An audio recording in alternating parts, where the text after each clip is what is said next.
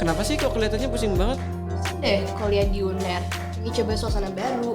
Tapi gimana ya caranya jalan-jalan ke luar negeri tetap kuliah? Loh, kakak nggak tahu program IUP? Hah? Apa itu? Welcome to Duta FEB Podcast.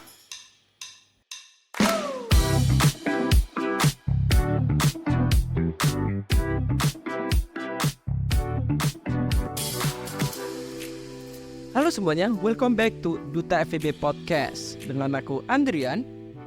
Dan aku Kalila. Kali ini kita akan ngebawain topik yang seru karena kemarin Kalila ngobrol sama aku. Dia tuh punya problem-problem saat di kuliah. Apa itu Kalila? Kalau aku sih problemnya bosen ya kuliah di UNER 4 tahun. Aku juga pengen dapat pengalaman untuk exchange ke luar negeri gitu.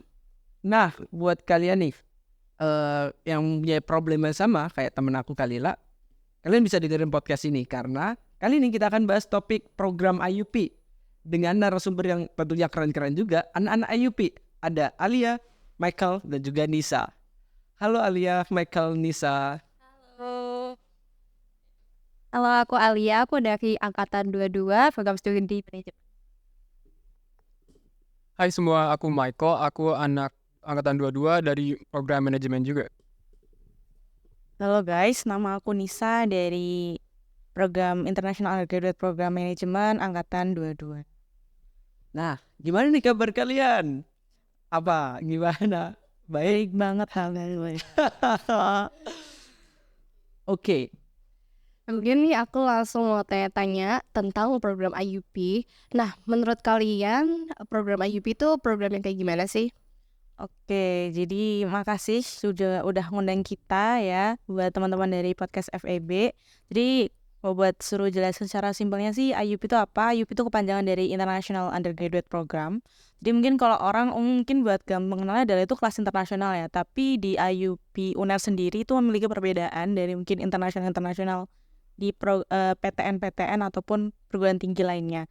Nah di sini tuh dimana perbedaannya adalah satu, memang karena IUP sendiri itu memiliki kuota yang terbatas, jadi tidak kayak bahasa ini juga suatu kayak kesempatan emas gitu untuk anak buat teman-teman juga yang mungkin mau mendaftar IUP. Nah, dan juga di sini tuh kita sistem pendidikannya dan juga mungkin selama pembelajaran itu semua full menggunakan taraf internasional. Jadi kayak kita full menggunakan bahasa Inggris, dan yang seperti tadi aku jelasin bahwa karena kuotanya memang terbatas gitu kan. Jadi kita bisa lebih intensif nih, kita bisa dapat insight baru dari dosen-dosen, dan kayak we got more opportunity buat namanya apa ya, dapat dosen internasional langsung. Jadi contohnya kita tuh sampai punya dosen dari Pakistan, terus dari luar negeri lainnya, atau mungkin kayak guest lecture seperti itu. Dan IUP sendiri ini nanti tuh dalamnya tuh juga banyak program. Jadi kayak ada student exchange ya, pastinya buat teman-teman pasti mau lah ya. Misalkan kalau kita tahu mungkin kalau yang umum kan ISMA ya kalau yang kemarin deket-deketnya, tapi kalau di UNER sendiri lebih banyak student exchange-nya macam-macam. Dan student exchange sendiri itu ada inbound dan juga outbound kayak gitu, dan juga ada double degree. Jadi buat teman-teman nih kayak aku pengen nih kayak kan banyak tuh kadang orang tuh yang kayak gelarnya tuh sampai double. Nah itu kok bisa sih double? Nah itu tuh ikutnya tadi double degree itu. Dan dan mungkin untuk di FEB sendiri itu IUP itu ada sudah ada pembaruan ya. Jadi jurusan semua yang ada di FEB UNER itu memiliki kelas IUP tersendiri seperti itu. Oke.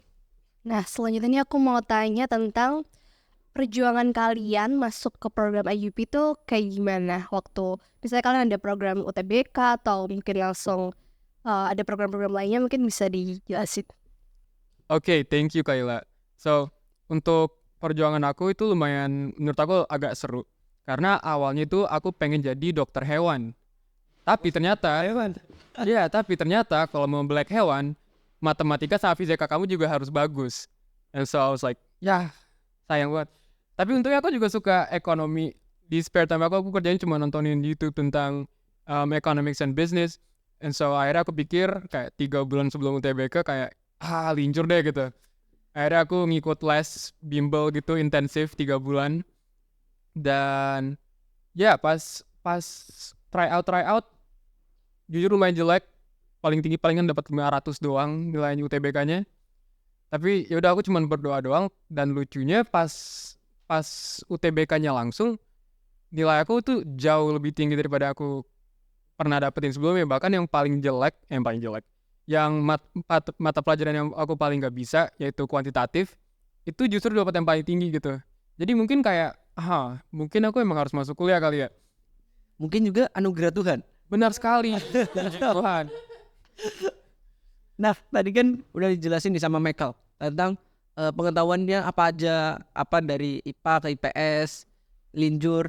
Kalau mau masuk IUP, Michael, aku mau nanya, bahasa Inggrisnya gitu harus bagus gak? Atau Michael ada perjuangan gak melatih bahasa Inggrisnya? Oh yeah, so tentang IUP yang tadi, IUP itu kan International Undergraduate Program. Dan berarti semua hal yang di dalam situ, semua mata pelajaran dan interaksi itu harus pakai bahasa Inggris. Ya itu useful banget buat aku, karena dari aku kecil tuh agak terbiasa pakai bahasa Inggris. Dan kalau aku belajar tulisan textbook Indonesia semua kayak itu agak susah deh gitu. Jadinya tentu saja kamu harus punya Inggris yang lumayan bagus, tapi nggak tinggi-tinggi banget. Aku itu ambil TOEFL, kamu akan harus ngambil English Proficiency Test, dan di sini berapa sih benchmarknya? Ya 550 atau 500 ya. Oke. Ya, dan untuk persiapannya aku cuma ngambil kayak tes Tulis. IELTS. wait hold on, ini kayak tes bohongan gitu loh. Apa sih namanya? Oh ya, Prediction tag. aku cuma ngambil mock testnya doang, aku bayar 59.000 tes. Terus minggu depannya aku ujian tuh di LIA, TOEFL, and ya dapet yang lumayan tinggi. Berarti udah dari dulu lah dia latihan bahasa Inggris, udah dari kecil. Nah, aku mau nanya nih, tadi kan perjuangannya udah keras banget tuh, udah berat banget. Gak mungkin dong, kita udah perjuangan berat-berat, gak ada hasil yang kita dapat. Aku mau nanya, pengalaman kalian saat di IUP itu sebuah apa dari perjuangan tersebut? Oke, untuk pengalaman sendiri, sebenarnya tuh pas masuk IUP aku tuh sempet bingung mau ngapain, karena selama kuliah ini tuh kayak banyak banget hal baru yang tiba-tiba dateng gitu.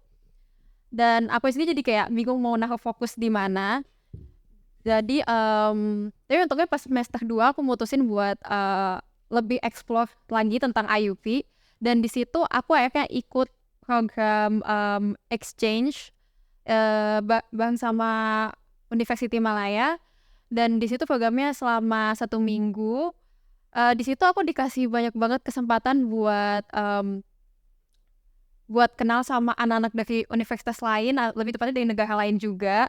Terus habis itu di sana juga dikasih kesempatan buat belajar tentang matkulnya mereka. Apalagi di sana itu kita nggak exchange sama anak-anak sesama program studi manajemen. Waktu itu kita exchange sama anak-anak dari Bachelor of Economics. Jadi di situ kita belajar tentang economics juga, sama kita juga belajar tentang perbankannya Malaysia. Habis itu kita juga diajarin tentang gimana situasi sosial ekonomiknya di sana. Jadi menurut aku dengan masuk IUP ini aku dikasih pengalaman banyak banget tentang hal-hal di luar studi aku, sekaligus hal-hal yang kayak aku kan gak bakal belajar gitu loh selama kuliah.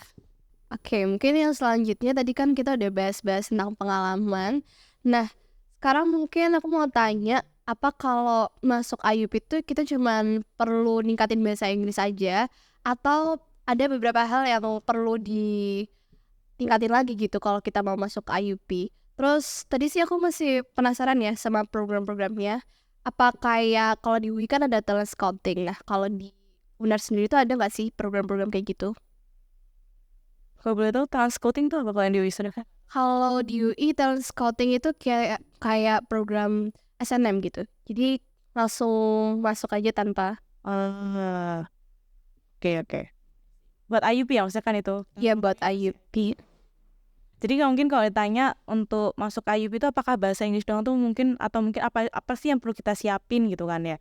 Karena mungkin emang benar-benar yang pertama tuh ya pasti bahasa Inggris ya, karena di awal masuk pun tuh jadi sebenarnya selama pun kita mendaftar ya, mau mulai dari dokumen dan juga ujiannya pun itu juga udah menggunakan bahasa Inggris. Jadi kalau kalian tidak memiliki basic Inggris sama saya, kalian mungkin akan lebih effort bahasanya untuk namanya mengurus untuk persiapan masuk untuk IUP sendiri. Nah, Dan untuk bahasa Inggris sendiri tuh tadi sebenarnya udah jelasin juga sama Michael ya. Jadi untuk proof bahwa kita tuh udah ada basic Inggris itu apa? Tadi di mana kita harus punya sertifikat proof itu bahwa kita bisa bahasa Inggris itu dari mungkin kayak TOEFL, IELTS seperti itu. Tapi memang kalau chance lebih besar untuk keterima mungkin lebih better mengambil IELTS seperti itu karena itu kan memang sudah lebih diakuin itu.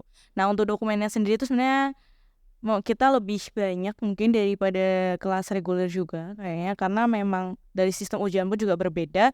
Jadi untuk dokumen itu sendiri tuh ada pertama tuh kayak surat anti narkoba. Jadi kayak itu tuh proof bahwa kita tuh tidak pernah menggunakan narkoba. Yang pertama itu. Terus kedua itu ada surat dokter. Jadi menunjukkan bahwa memang kita sehat walafiat ya tentunya. Terus habis itu selain surat itu ada willingness to pay. Jadi di awal tuh karena ya pasti setiap kita mau untuk ujian masuk perguruan tinggi kan ada pembayaran juga ya. Dan nah maksudnya biar nanti ketika memang sudah keterima, jadi kita tidak perlu ada repot untuk masalah di admissionnya tadi. Jadi ada surat willingness to pay. Jadi di mana kita bersedia untuk membayar UKT dan juga UKA atau uang gedung yang biasa kita sebut seperti itu. Terus selain itu ada motivation letter dulunya. Jadi kayak motivation letter tuh gimana sih? Jadi itu kayak surat yang isinya tuh kamu menjelaskan motivasi kamu kenapa kamu tuh mau daftar IUP, alasan kamu kenapa sih kamu tuh harus dan diterima sebagai mahasiswa IUP kayak gitu. Habis itu juga ada personal statement ya. Jadi personal statement tuh jangan cuma kayak bahwa saya tuh begini, enggak, tapi kayak di situ memang benar-benar menerangkan ability kamu, kelebihan, kekurangan, terus mungkin your passion atau jadi kayak apa sih yang membedakan kamu tuh dari anak-anak yang lain kayak gitu. Nah dan juga untuk ujiannya sendiri tuh kita ada perbedaannya dengan reguler adalah bahwa kita tuh kalau mungkin biasanya tuh ujiannya kan kalau kalian tuh biasanya ada TKA dan juga mungkin pelajaran ekonomi dan lain-lain. Kalau kita tuh cuma TKA tapi ya maksudnya itu ya kayak nalar gitu-gitu. Nah dan juga tapi ada interviewnya kayak gitu. Dan interview ini nggak bisa kita anggap sepele juga karena kalau aku pribadi menurut aku kalau pengalaman aku pribadi ya ketika pas yang ujian tulisnya itu aku kurang gitu, banyak hal lucu yang bikin menurut aku tuh kayak aku nggak akan keterima deh ketika itu. Dari aku telat, terus habis itu juga banyak tidak terisi kalau boleh jujur ya. Makanya aku pikir kayak aku nggak akan terima, tapi ternyata melihat dari banyak tadi ngobrol sama teman-teman juga tuh interview itu sangat berpengaruh. Jadi kayak interview ini kamu tuh akan ditanyain juga kayak tentang sebelumnya udah kamu tulis nih kayak motivation letter, terus juga mungkin background your parents, habis itu juga background kamu pas SMA, kamu tuh ngapain aja sih pas SMA, maksudnya apakah kamu cuma tidur atau mungkin kamu berorganisasi, aktivitas kan kayak gitu.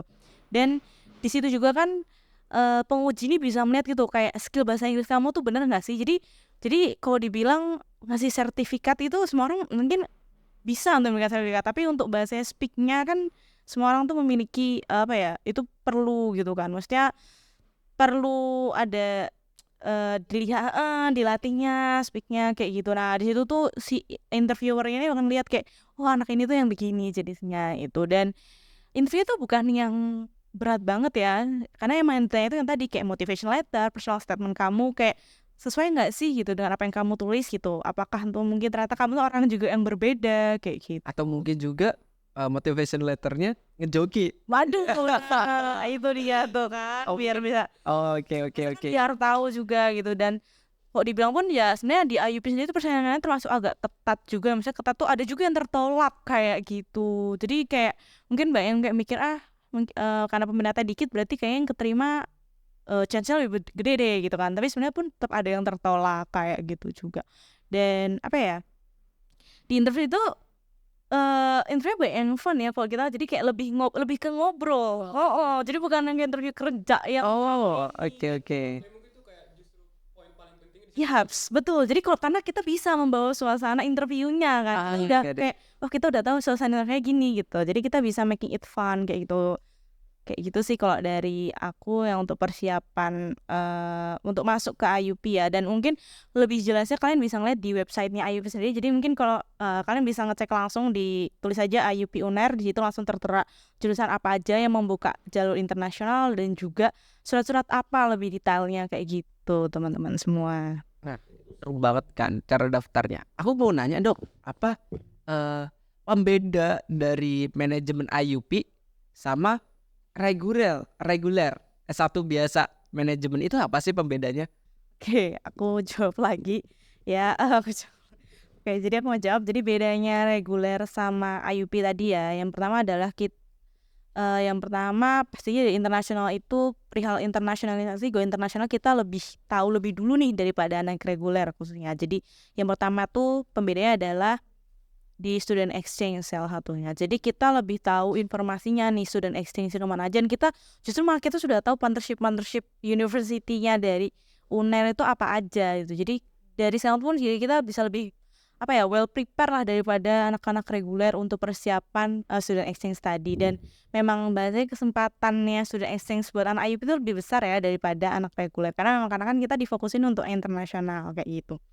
Terus yang kedua tuh double degree, karena memang double degree itu khusus untuk IUP aja, dimana ya kapan lagi kan ya masuk kampus bayar uang gedung sekali tapi gelarnya 2 kali, waduh kan ya. Dan kok masalah mungkin biaya, nah ini mungkin menjadi concern buat para teman-teman semua nih ya.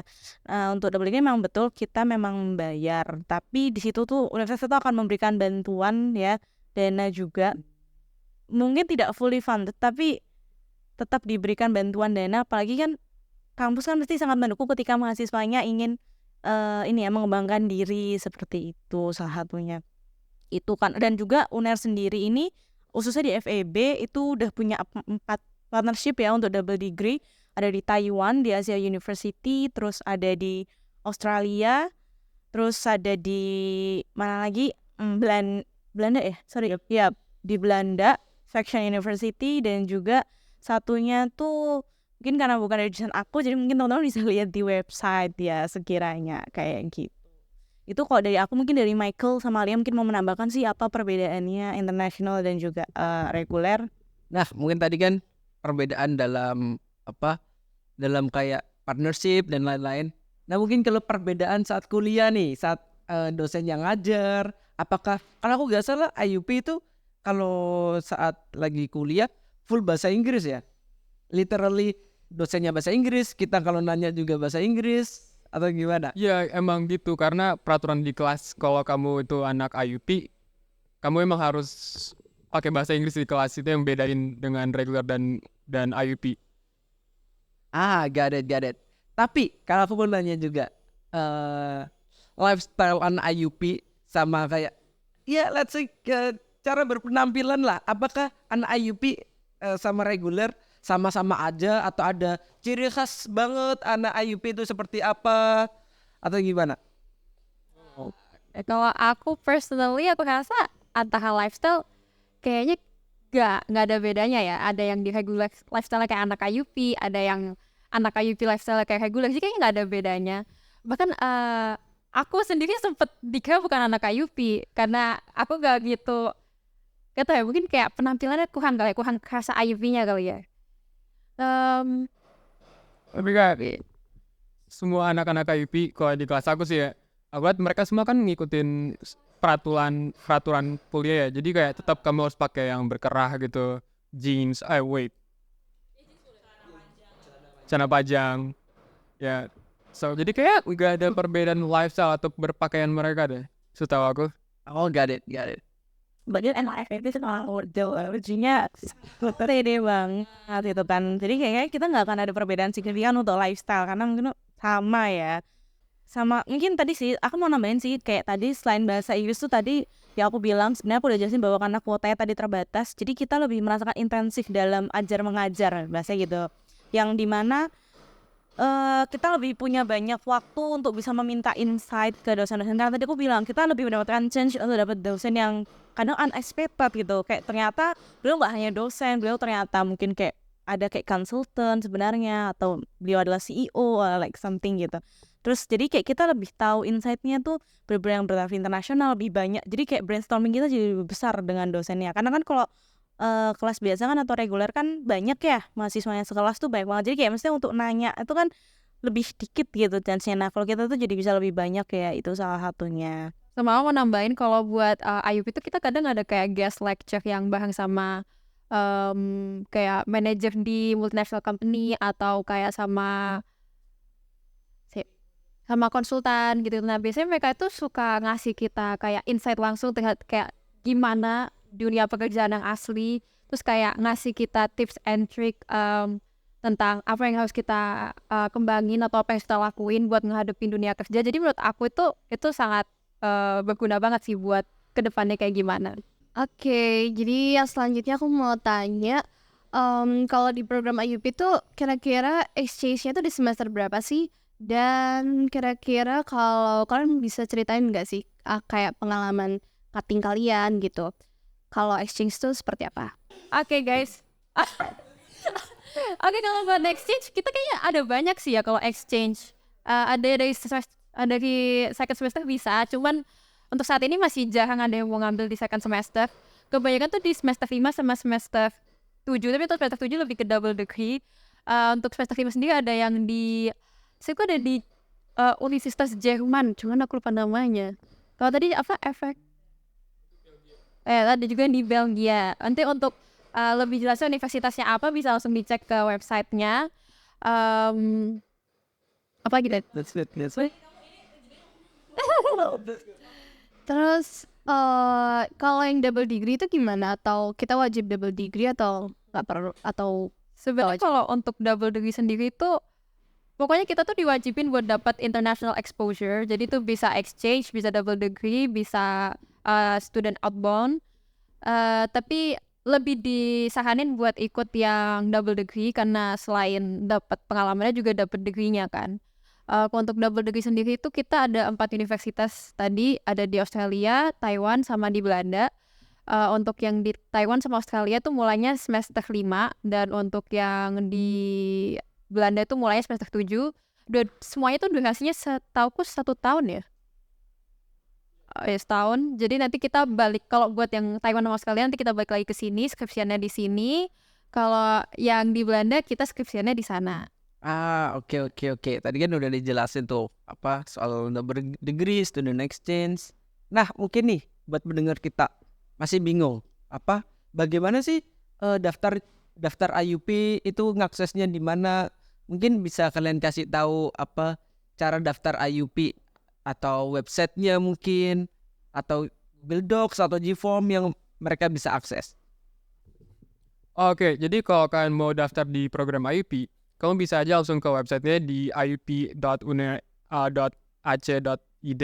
dan di sana kamu bisa navigate ke panel yang tulisannya application, dan di sana kamu bakal dimintain 3 form untuk kamu isi, which is your personal statement, motivational letter, sama satu lagi your letter of willingness to pay. Nah, tapi kalau kamu mau daftar, kalau aku kan daftar pas gelombang ketiga ya. Jadi di mana yang lainnya itu ada ngikutin ujian, aku kan udah ujian UTBK. Jadi yang aku kerjain itu cuman kayak masukin nilai UTBK aku, terus ikut interviewnya sama kayak yang lain-lain gitu. Got it. Tadi kan disebutin tuh gelombang-gelombangnya. Aku mau nanya, lalu kapan mereka bisa apply nih? Dari tanggal berapa sampai tanggal berapa? Oke, jadi mungkin aku mau ngomongin secara lebih rinci tadi ya buat nanti pendaftaran juga sampai kapan pembukaannya. Jadi untuk tadi benar yang kata Michael, ibaratnya buka dulu websitenya unar.ac.id tadi, dan sebenarnya untuk yang utamanya tadi kan benar ya willingness to pay, habis itu motivation letter sama personal statement. Tapi sebenarnya tuh nggak cuma itu aja, jadi masih ada dokumen-dokumen lagi nih yang dibutuhin, kayak tadi sertifikat TOEFL dan IELTS-nya tentunya. Habis itu tadi yang kayak pernah jelasin di dokter dan juga narkoba. Habis itu sama bukti pembayaran tentunya ya, untuk bahwa sudah bukti pembayaran mendaftar tadi untuk masuk ujian perguruan tinggi, khususnya di International Undergraduate Program tadi. Nah, untuk IUP sendiri untuk tahun ini perbedaannya, karena tadi kan kalau Michael bilangnya aku third intake gitu kan. Kalau tahun ini tuh cuma ada 2 intake, jadi first intake dan juga second intake. Nah, untuk first intake-nya udah kemarin. Nah, untuk second intake-nya ini dibuka pada tanggal 6 Mei sampai 8 dari 6 Mei sampai 8 Juni, betul kayak gitu. Jadi 8 Juni itu udah memang benar-benar finalisasi semua berkas dan juga data-data teman-teman semua kayak gitu. So, tadi kan kita udah bahas tuh gimana cara daftar, lalu kapan daftarnya, apa aja yang perlu disiapin dan lain-lain. Tapi aku mau nanya, ini last question dari kita.